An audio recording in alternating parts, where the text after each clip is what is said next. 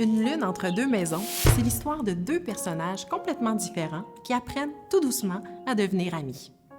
Plume est vive, bavarde, enjouée, elle aime aller vers les autres. Sa maison est extravagante, ouverte, pleine de couleurs et de textures. Taciturne, elle, parle peu, mais elle observe, elle écoute. Elle est plus timide, sa passion, c'est la musique.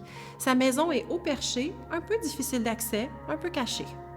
Grâce aux initiatives de Plume et à l'ouverture de Taciturne, l'amitié se pointe le bout du nez et elle est là pour rester. Cette amitié qui semblait improbable à première vue donne même lieu à une belle complicité. Chacune apprend de nouvelles choses grâce à cette nouvelle amie. C'est Taciturne, mon amie.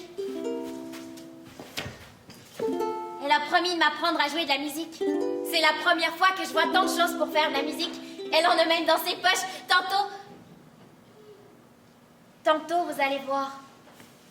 Avant, je savais pas qu'on pouvait faire tant de musique. Mais je connaissais pas Taciturne. La nuit venue, lorsque leurs maisons sont plongées dans l'obscurité et que leur imagination s'emballe, elles apprendront même à vaincre leur peur. Ce spectacle, c'est un écho parfait à ce que vivent concrètement les enfants de 4 à 7 ans lorsqu'ils sortent du nid familial et s'avancent à la découverte de l'autre, à l'école, à la garderie ou auprès de n'importe quel nouveau groupe d'enfants. Certains le font avec beaucoup d'aisance, parfois trop. Pour d'autres, c'est une situation plus angoissante. Mais au final, chacun découvre toute la richesse d'avoir des amis. Le fait d'apprendre à surmonter ses peurs est aussi une partie importante de cette histoire, tout comme dans la vie des enfants.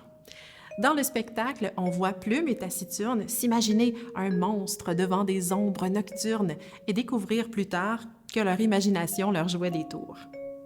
L'auteure Suzanne Lebeau a écrit ce texte il y a 40 ans en regardant grandir son propre fils. Elle souhaitait parler de ce premier contact avec l'autre, mais aussi de comment vaincre la peur de l'inconnu. Rapidement, ce texte est devenu un incontournable de la dramaturgie jeunesse au Québec ainsi qu'à l'étranger. C'est un texte qui ne vieillit pas et qui parle avec toujours autant d'intelligence et de sensibilité aux enfants. Le texte a d'ailleurs été réédité aux éditions Leméac. La pièce a été montée plusieurs fois depuis sa création et c'est une toute nouvelle version que le Théâtre du Carrousel vous présente ici. À la mise en scène, Marie-Ève Huot a tenu à créer un environnement où les jeunes spectateurs se reconnaîtront rapidement, un environnement qu'ils pourront décoder. Autour des deux maisons, il y a des instruments loufoques, un ballon, des épingles à linge en forme de plume, un chien très poilu qui jappe souvent. Plein de repères qui rendent l'univers de Plume et Taciturne ludique et familier pour vos élèves.